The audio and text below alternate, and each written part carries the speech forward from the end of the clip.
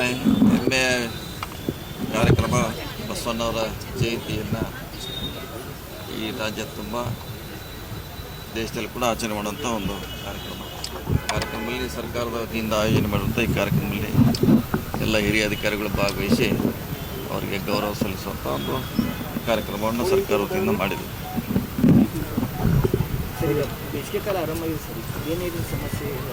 ಇಲ್ಲ, ಈಗಾಗಲೇ ಮಾಡಿದ್ವಿ. ಮಂಡ್ಯ CM ಅವರು ಮೀಟಿಂಗ್ ಮಾಡಿದ್ದಾರೆ, ಬೆಂಗಳೂರಲ್ಲಿ ಡೈರೆಕ್ಷನ್ ಕೊಟ್ಟಿದ್ದಾರೆ. ಅದಕ್ಕಿಂತ ಮುಂಚೆ ನಾವು ಕೂಡ ಸಭೆ ಮಾಡಿದ್ದೀವಿ.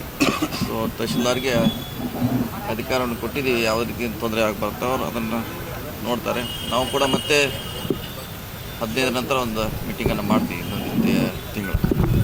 ಈಗ DK ಶಿವಕುಮಾರ್ ಅವ್ರನ್ನ ಭೇಟಿಯಾಗಿದ್ದು ಪಕ್ಷದಲ್ಲಿ ಆಗಿರುವಂಥ ಏನು ತಾರತಮ್ಯ ಅಂತಿರೋ ತಪ್ಪು ಅಂತಿರೋ ಇಲ್ಲ, ಅದಾಗಿದೆ. ಅದೇ ಅಲ್ಪಸಂಖ್ಯಾತರನ್ನು ಹೊರಗೆ ಹಾಕಿದ್ದಾರೆ. ಸೊ ಅದು ಆಗಬಾರ್ದು ಅಂತ ಭಾಳ ಅವ್ರ ಸಮುದಾಯದ ಭಾಳಷ್ಟು ಮುಖಂಡರು ಎಲ್ಲರದು ಅಭಿಪ್ರಾಯ ಇತ್ತು. ನಿನ್ನೆ ಅಧ್ಯಕ್ಷಕ್ಕೆ ಕಡಿಮೆ ಮಾಡುವಂಥ ಪ್ರಯತ್ನ ಮಾಡಿದ್ದೀನಿ.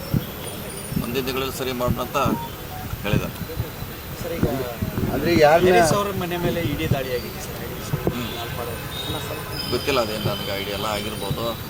ನೋಡೋ ಕಾನೂನು ದೃಷ್ಟಿಯಿಂದ ಹೋರಾಟ ಮಾಡೋದಕ್ಕಷ್ಟೇ, ಬೇರೆ ದಾರಿ ಇಲ್ಲ. ಅದಕ್ಕೆ ಕಾನೂನು ಮುಂದೆ ಅದಕ್ಕೆ ಪರಿಹಾರ. ಸರಿ, ಆಗಿರುವಂಥ ತಪ್ಪು ಸರಿ ಆಗ್ತದೆ ಅಂತಾರೆ. ಏನು ಭರವಸೆ ಕೊಟ್ಟಿದ್ದಾರೆ ಸರ್? ಮಾಡಬೇಕು. ಹಿಂದೆ ಸಾಕಷ್ಟು ಜನ ಹೊರಗೆ ಹಾಕಿದ್ರೆ ವಾಪಸ್ ತೊಗೊಂಡಿಲ್ಲ, ಏನಿಲ್ಲ ತೊಗೊಂಡಿಲ್ಲ. ಅದೇನು ಪರ್ಮನೆಂಟ್ ಏನಲ್ಲ. ಹಿಂದೆ ಸಾಕಷ್ಟು ಜನ ಆಗಿದೆ, ಆ್ಯಕ್ಷನ್ ತೊಗೊಂಡಾರ, ಶಿಸ್ತು ಕ್ರಮ ಆಗಿದೆ. ಮತ್ತೆ ಅವ್ನು ವಾಪಸ್ ತೊಗೊಂಡಿದ್ವಿ.